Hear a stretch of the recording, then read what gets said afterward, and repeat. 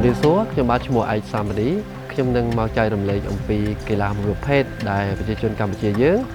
មានភាគតិចណាស់ដែលគាត់បានស្គាល់ក៏ដូចជាបានដឹងអំពីប្រភេទកីឡាមួយនេះ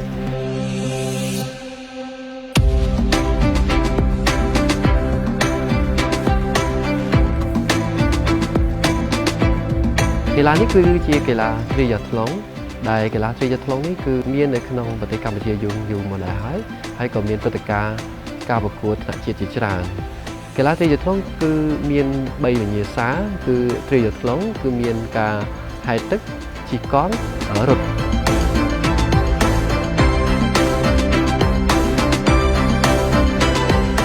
នៅក្នុងផ្នែកនេះដែរក៏មានកីឡាឌូអាថ្លុងជិះកង់រត់មួយទៀតគឺកីឡាអាក្វាថ្លុងហ្នឹងគឺហែលទឹករត់ឬក៏រត់ហែលទឹករត់បាទអញ្ចឹងក្នុងកីឡាទាំងអស់ហ្នឹងគឺខ្ញុំមើលឃើញថាវាជាកីឡាមួយដែលបញ្ចប់ពីសកម្មភាពមួយទៅសកម្មភាពមួយដោយគ្មានការសម្រាក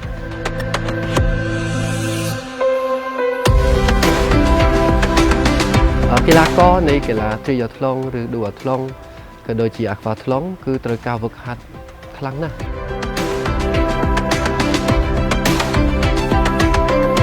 ដោយខ្ញុំបានចូលរួមជាមួយនឹងសហព័ន្ធ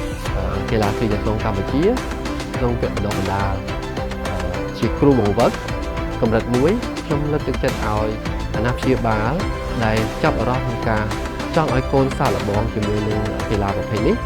គួរតែចាប់ផ្ដើមពីការរៀនហែលទឹកខ្ញុំមើលឃើញថាកីឡាមួយនេះ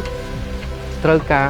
មានមូលដ្ឋានគ្រឹះក្នុងការចេះហែលទឹកជាមុនសិនក្នុងកម្មវិធីរបស់ Survival ក៏មានកម្មវិធីការហែលទឹកទីឆ្ងាយដែលអាចឲ្យកូនបងដែលចង់សាកល្បងជាមួយនឹងកីឡាប្រភេទនេះការហែលទីឆ្ងាយក៏ដូចជាការរត់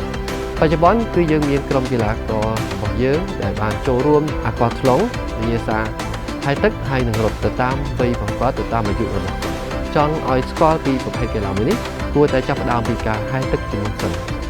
បន្តមកគាត់នឹងអាចសាកល្បងជាមួយនឹងហ្វឹកហាត់ការរត់ទីឆ្ងាយដើម្បីឲ្យគាត់អាចចូលរួមនៅក្នុងវិញ្ញាសាអាក្វាថ្លុងជាការចាប់ផ្ដើមដំបូងរបស់គាត់